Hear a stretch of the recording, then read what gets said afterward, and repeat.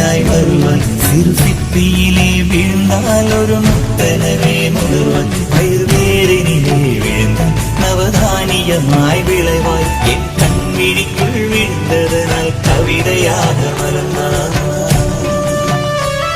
அந்த இயற்கை என்னை படைத்தால் ஒரு பெரிய ஷவர் இது. அடைந்த வயது கழிந்த பிறகெங்கு நனைவது.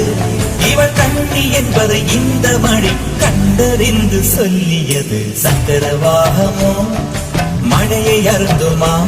நான் சக்கரவாக பறவையாவேனோ? மழையின் தாரைகள் வழிய எழுதுகள் விழுது பிடித்த பின்னில் சேர்வேனோ?